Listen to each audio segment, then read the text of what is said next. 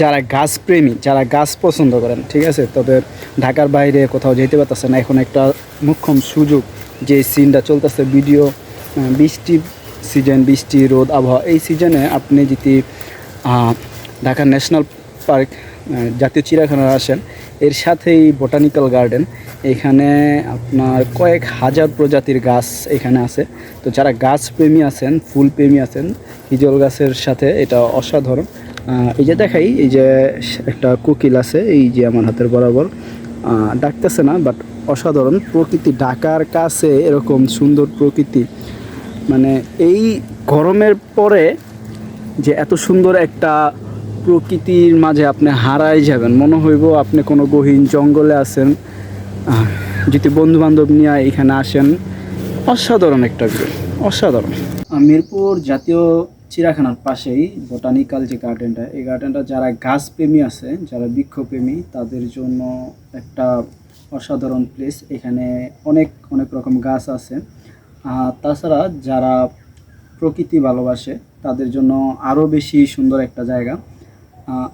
ঢাকা শহরে তো বড় বড় বিল্ডিং, কলকারখানা, গরমে যদি ঢাকার বাইরে যেতে চায় তাহলে একটা সময়ের ব্যাপার আছে। তো ঢাকার সাথেই মিরপুরে এই বোটানিক্যাল গার্ডেনটা আদর্শ একটা জায়গা ঘোরার জন্য। এই যে কি বিশাল হিজল গাছ, হিজল গাছে ফোকাস করে, এই যে বিশাল একটা হিজল গাছ। ডাইন পাশে কৃত্রিম দেখতে রয়েছে, দেখতে কৃত্রিমভাবে বানানো হয়েছে এখানে। এটা কি করে জানি না, সম্ভবত শুটিং স্পট। শুটিং স্পট না রেস্টিং স্পট, যাই হোক, লেক ভিউর স্পট আর কি। লেক ভিউর স্পট। এটা কি গাছ কৌশিক? জানি না, বলতে পারি না। কাছাকাছি পাতাটা কাঁঠাল গাছের কাছাকাছি, কাঁঠাল গাছ না। এইখানে আসলে কিন্তু একটা দারুণ জিনিস দেখা যাবে, সেটা হচ্ছে একটু পরপরই এরকম রাস্তায় কৃষ্ণচূড়া ফুল পড়ে রয়েছে, জারুল ফুল পড়ে রয়েছে, যেটা কিন্তু অসাধারণ সুন্দর। আমরা এখন যে জায়গাটা আছি, মোটামুটি বোটানিক্যাল গার্ডেনের শেষ সীমানা, যে এক পাশে গিয়া ব্যস্ত নগরী, জনজীর্ণ অনেক ব্যস্ত নগরী, আর একই পাশে গিয়া একটা ছিমছাম নীরবতা একটা জায়গা। তবে নীরবতার জায়গা হলেও বেশ কিছু জায়গায় এই একটাই প্রবলেম, যে গার্লফ্রেন্ড বয়ফ্রেন্ড যে প্রবলেমটা, এই প্রবলেমটা বেশি ফেস করতেছে এখানে।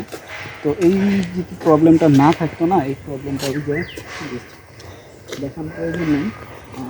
সম্ভবত কিছু সংস্কারের কাজ চলতেছে, বিশেষ করে যারা গাছ নিয়ে ভাবে, গাছ নিয়ে চিন্তা করে, তাদের কাছে এটা একটা অসাধারণ জায়গা। যা কেউ কেউ চাইলে স্টাডি করতে পারে এখানে, যে এটা যেহেতু ন্যাশনাল না, ন্যাশনাল তো জাতীয় জাতীয় উদ্যান, তো এখানে বিভিন্ন গাছ নিয়ে গবেষণা করা হয়। আমরা ঢোকার সময় মেবি কিছু গোলাপ নিয়ে গবেষণার মতন কিছু কেন্দ্র দেখছি, যে এখানে গোলাপ গাছ নিয়ে গবেষণা করতেছে, আবার বিভিন্ন গাছের চারা মারা নিয়ে গবেষণা করতেছে। এখানে লক্ষাধিকের উপরে মনে হয় গাছ প্রজাতি, শুধু যে পিস পিস গনা এরকম না, লক্ষাধিক প্রজাতির গাছ আছে। তাছাড়া সাথেই যেহেতু ন্যাশনাল পার্ক, জাতীয় চিড়িয়াখানা, তো ওই হিসাবে এখানে পাখির একটা আনাগোনা আছে, ভালো পরিমাণে পাখির আনাগোনা আছে। সাইডে খাল আছে, টঙ্গী খাল, কিন্তু ওটায় পানি নাই, যার ফলে এখন উপরে কিছু গাছ আছে। সম্ভবত পানি থাকলে হয়তো সুন্দর লাগতেও পারে, নাও লাগতে পারে, জানি না। সিমসাম একটা পরিবেশ, নীরব পরিবেশ আছে, আসলে পয়সা উসুলের মতন একটা জায়গা।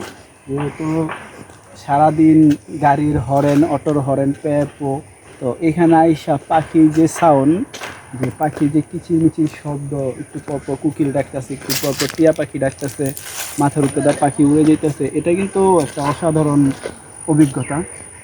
গ্রাম অঞ্চলেও পাওয়া যায়, তবে এরকম বনের মধ্যে ঘোরার অভিজ্ঞতাটাও অন্যরকম। গ্রাম অঞ্চলে কাঁচা মাটি থাকে, এখানেও কাঁচা মাটি আছে, আবার সরকারিভাবে রাস্তাও করে দেওয়া আছে।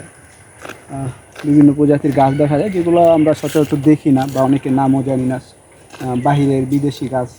এখানে অনেক রকম গাছ আছে।